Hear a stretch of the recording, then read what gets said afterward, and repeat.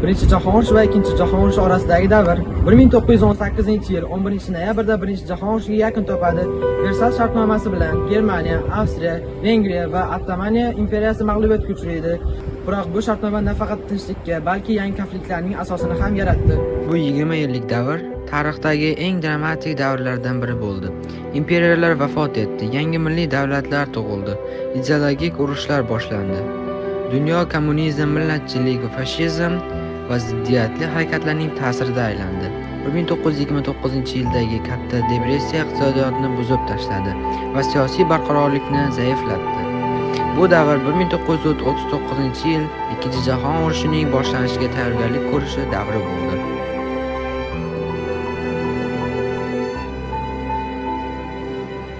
Turkiyaning dunyoviy davlatga aylanishi 1918-yil 1922-yillar oralig'ida Turkiyada ozodlik urushlari bo'lib o'tdi.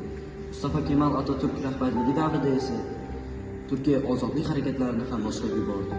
Ottomaniya imperiyasi parchalanib ketdi. Bundan foydalangan Yevropa kuchlari Anadoluni ikkiga bo'lib olishdi.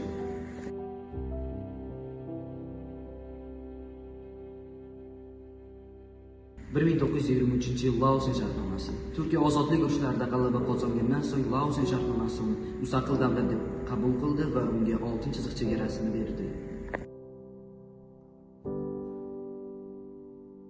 1920-yilda Yaponiya tez rivojlanayotgan sanoat davlatiga aylandi. Biroq institutlar zaif edi, harbiy kuchlar kuchayib bordi. 1931-yilda Manchuriyaga bostirib kirishi, 1937-yilda Xitoyga to'liq urush e'lon qilish Yaponiyani ekspansionistik siyosatini ko'rsatdi. Harbiy to'qimalar bu paytda hukumatni nazorat ostiga oldi. Imperator hokimiyati de facto qo'lga kiritildi. Panzanyon harakati esa Yaponiya ostidagi hukumatining natish maqsadida harbiy kuchdan foydalanishni ma'qulladi. Germaniyaning siyosiy hayoti 1919-yilda Germaniyada birinchi siyosiy tashkilot tashkil topdi, ya'ni Weimar Respublikasi. Biroq u juda ko'p muammolarga uchradi. Versal shartnomasi Germaniyaga og'ir jarima va hududiy yo'qotishlar topshirgan edi. Inflyatsiya 1923-yilda cheksiz darajada ortdi. Millionlab marklar bir necha kunda beqiymatga aylandi. 1924-yildan 1929-yilgacha bo'lgan davr nisbiy barqarorlik. Giperinflyatsiya tugatilishi, Stresa shartnomasi bo'yicha kelishuv. 1929-yildan 1932-yilgacha bo'lgan davr inqiroz, katta depressiya, ishsizlik, siyosiy nobarqarorlik va 1933-yil Gitler hokimiyatga bostirib kirishi, demokratiya tugatilib, natsistlar g'alaba qozonishi.